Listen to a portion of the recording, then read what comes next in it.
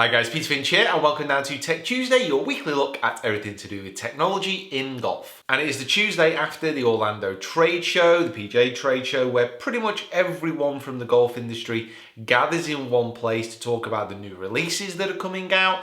But this year...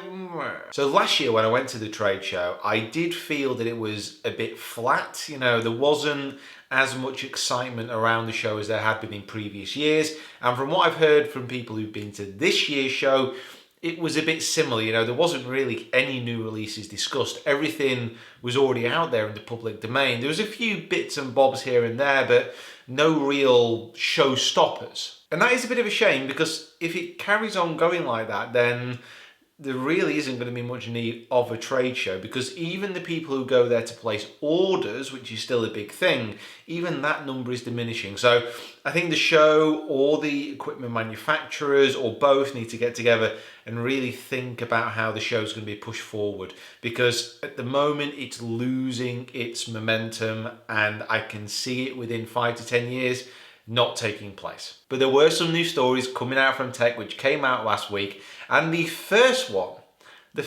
we're going to talk about is a certain Mr. Rick Shields. So last year, the Golf Channel teamed up with Wilson to make a driver versus driver TV show, which was like Dragon's Den, or I think it's called Shark Tank over in the US, for new driver design. So people came in with a concept or a design around the driver which they thought they could do really well. Wilson then made the product which won the competition and released it to the public, and that was the Wilson Triton driver from last year. And the way that the show works is a panel of judges, and on this year's show, one of the judges is our very own Mr. Shields. So the three main judges, obviously there's going to be Rick, but then there's a guy called Jeremy Roenick, who's a hockey legend over in the States. So people who follow hockey over there in North America will know who he is, probably. And also the Wilson CEO, Tim Clark. The first of the 7 episodes is going to be in October 2018, but they've already started filming it. So it's, from speaking to Rick, it's an absolutely massive project. It's a massive show and very different than anything that he's done before. And it's just so exciting to see him on the show. It's so exciting to see where he's going with everything that he's doing, basically. And it's exciting to see, you know, people who you are seeing on YouTube making this transition into bigger TV projects and other projects as well. And as far as I'm concerned, you know, it's great to see one of my mates doing so well. And it kind of makes me really proud, if that makes sense, because I know just how much work that Rick puts in. You know, he's an incredible inspiration, not only for what I do, but I know many people who are trying to start their own channels, you know, they look to Rick for that inspiration. And to see how hard he's worked over the last 6 years, you know, making these videos, now it's great to see him in a completely new place doing new projects like this. And hopefully you guys who subscribe to his channel and subscribe and watch us on YouTube as well, you know, you'll watch this series and support him as well. And what do you guys think about shows like this? So it's an interesting concept. What do you think of last year's show? I didn't really see much of it. I've seen the highlights that Rick showed me, but what do you think about driver versus driver? Have you used a Triton driver from last year as well? In other news, Evnroll have also brought out a new range of putters, and they've also got one really eye-catching design which has been unveiled at the PGA show. And this is the 10K Extreme ER9 putter. It's actually called the ER9 putter, but the 10K Extreme is what is happening with the moment of inertia. Now basically, putters with a very high MOI are more resistant to twisting. So when they're moving, when they're striking the ball, if it is a slightly dodgy strike, they won't twist as much. So in theory, they will keep the blade straighter for longer. So when companies are trying to build high MOI products, there is an MOI reading. Now, to put this in perspective, this is from a MyGolfSpy article, where a normal MOI reading reaches about 5,000, a high MOI. Now, what they're saying with this new putter is it has 10,000 on this MOI reading. Now, high MOI putters aren't exactly new on the market, so this Cure putter, which I was having a bit of a go with late last year, very, very big head design, spreading the weight right away to the perimeters, giving it a super, super high MOI, and I've got to be honest, it worked very well for what it said it did, this particular putter. I've not had a go with the ER9, but this RX3 from Cure, when you're looking for a forgiving putter, I hit some putts with this that I'm sure we're going to miss, but they stayed online and they went in the hole. The big problem with this putter is it is massive. It's absolutely huge, and I just simply couldn't get used to the look of it. If I could get used to the look of it, I would use it because it's a very, very good product that does what it says on the tin. And for many people, this putter, well, it might tick a few more boxes because the look and the design of it, it does look on the face of it to be pretty cool. So you can see from this image here, it actually looks a little bit sleeker behind the ball. I mean, let's face it, it doesn't look subtle.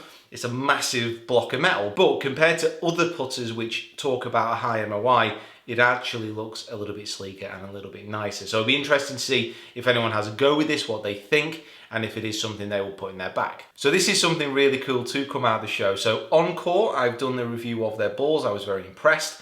They're coming out with a GPS trackable golf ball. So I'll show you the pictures here from Golf WRX. Basically, this ball, the Genius golf ball, they're calling it, it's raised 110 grand worth in funding to actually produce the ball, to make the technology viable. It has a chip at the core that in conjunction with a phone app can track your golf ball, provide feedback such as ball velocity, spin rate, spin direction, carry, and more. And Encore had a prototype of this ball at the show, and they're talking about actually releasing it later on this year. And this is awesome. I mean, like the Spider Blast putter that we spoke about last week, you know, it's this next stage of technology moving into the golf industry and creating products that are, you know, genuinely exciting. I mean, there's always going to be a trade-off. The fact is, if you're sticking a computer chip in the middle of a golf ball, in the middle of the core of a golf ball, there's got to be a trade-off in what happens to that ball flight. However, as technology advances, as this is a first stage, first prototype product, which I cannot wait to get my hands on to test as well, you know, you can only see it improving, you can only see it getting better. It's such a great time to be involved within golf where these products are coming to market. And I'm a geek like this. I like technology like this. So for me, it's super exciting. For some people, they simply won't care. But for me, yeah, I'm really liking a look at this. Just nip downstairs because I also got these sent through. So this is a box of new Titleist balls. Specifically, it's the Velocity and the Tour Soft. Now, these golf balls are new in, well, new version, certainly the Velocity, but the Tour Soft is basically, well, they're calling it the softest ball in its, ooh, it's yellow. And it says, through technology and process innovations, Titleist has developed the new Tour Soft golf ball. It delivers category-leading soft feel and commanding distance.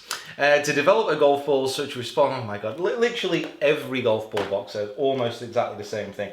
How companies can make golf balls that go so far and spin so much is quite incredible, don't you think? But I will be having a go with these. And you know what? I think I'll actually do a giveaway on Instagram for these balls. So yeah, stay tuned to Instagram, my Instagram tomorrow, and I think I'll do a giveaway of these as well to let you guys have a bit of a go with them as well. How does that sound? Right guys, thank you so much for watching. Let me know your thoughts below and everything that's been discussed today. Follow me on my other social media platforms, like I said, which are in the description below. Subscribe to the channel if you haven't already. Follow me on, I'm starting to lose the thread with my outros a little bit, and I don't know why.